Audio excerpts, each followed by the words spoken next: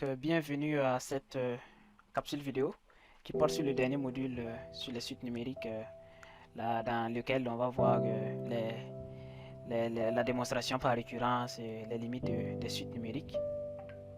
Donc, commençons par la démonstration par récurrence qui est très utilisée pour les suites, l'analyse des suites numériques. Donc c'est une méthode à suivre tout simplement à la lettre pour démontrer une propriété, pour démontrer qu'une propriété est vraie. Donc pour démontrer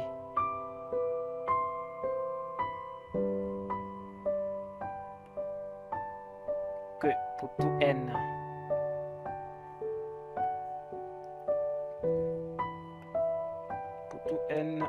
supérieur égal à n0,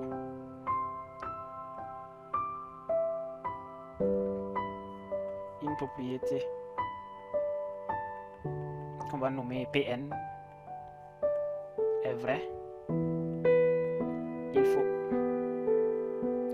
là ici ce sont les étapes qu'on va décrire. La première étape ici c'est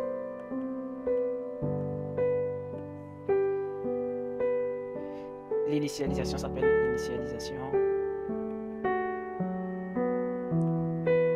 Et dans cette étape, on va supposer d'abord que Pn à l'échelle 0 est vrai. Donc, il faut vérifier que Pn indice 0 est vrai.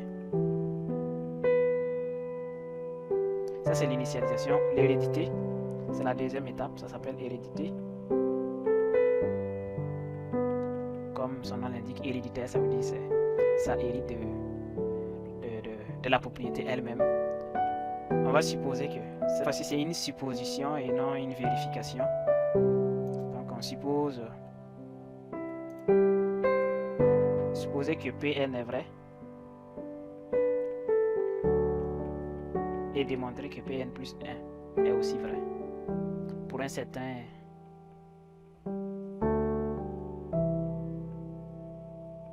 n supérieur égal à n0 et démontrer que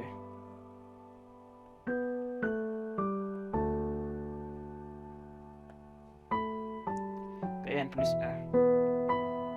1 est aussi vrai.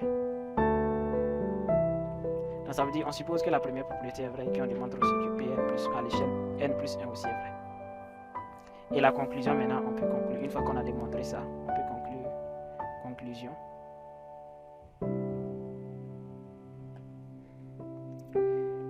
Pour tout n, ça c'est juste une phrase, supérieur égal à n0, Pn est vrai, tout simplement.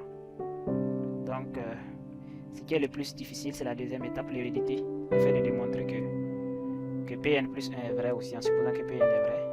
C'est pas mal du boulot. C'est la partie qui fatigue un peu plus les étudiants. Donc, on va travailler là-dessus pour que cette partie soit bien comprise.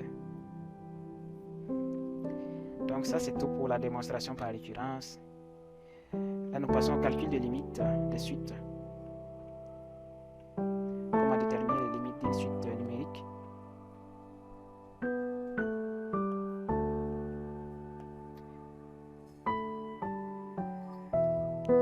Donc, une suite convergente vers L qui est un réel est une suite dont la limite quand n tend vers plus l'infini qui admet une limite petit l quand n tend vers plus l'infini. Donc la limite de la suite un quand n tend vers plus l'infini est égale à l.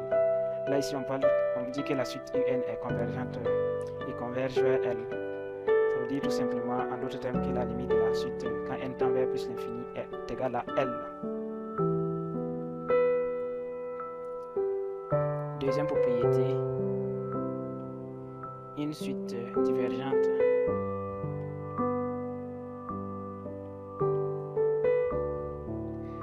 plus l'infini est une suite qui admet une limite plus l'infini quand n tend vers plus l'infini. En d'autres termes, ça veut dire que la limite de un quand n tend vers plus l'infini est égale à plus l'infini. Cette limite traduit que la suite un est divergente et diverge vers plus l'infini. Et là, ici, on a un peu de vocabulaire sur les suites. Donc, une suite, qu'est-ce qu'une suite divergente en réalité?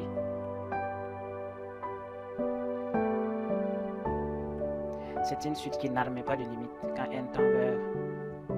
Donc, une suite divergente tout court est une suite qui n'admet pas de limite quand n tend vers plus l'infini.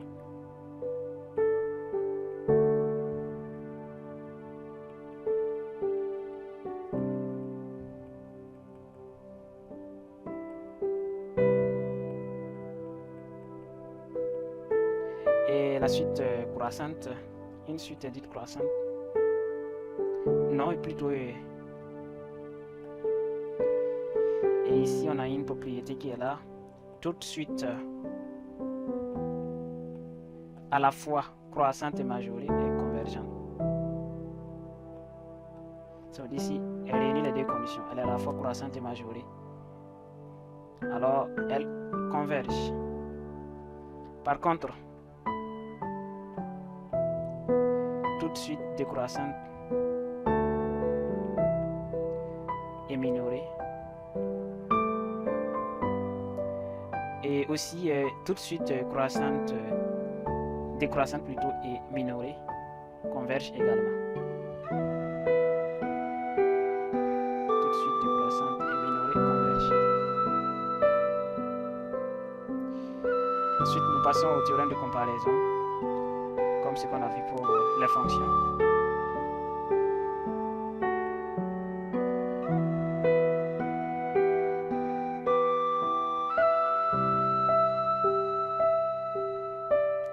Commençons avec le théorème des gendarmes, qui est assez reconnu maintenant.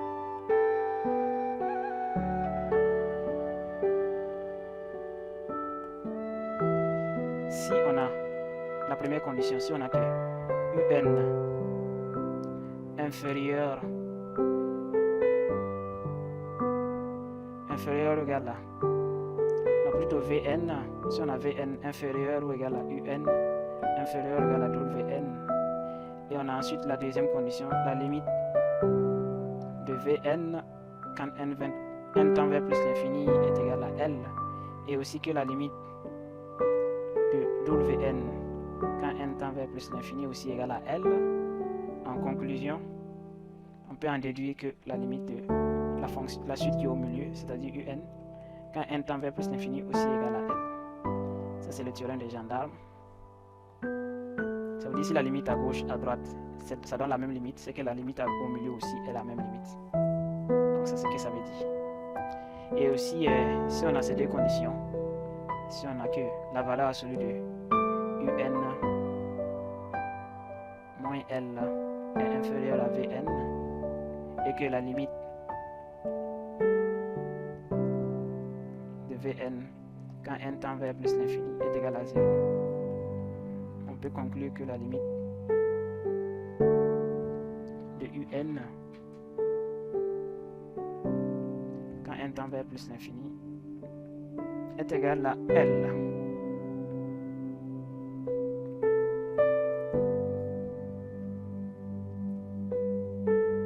Ça, c'est tout pour le théorème des gendarmes. Voyons le deuxième théorème, théorème 2.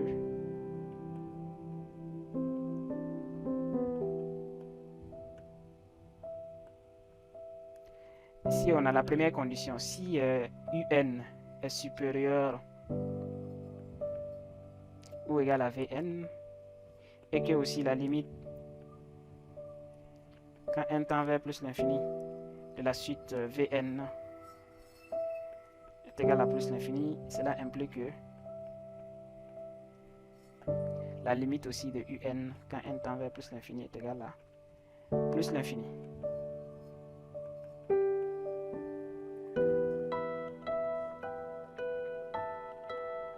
Ensuite,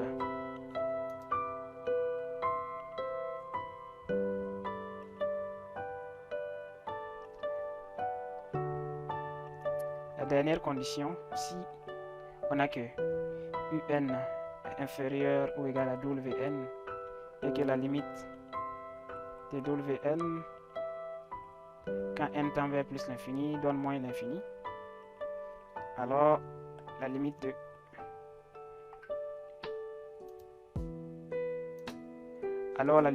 un aussi, quand n tend vers plus l'infini, va donner moins l'infini.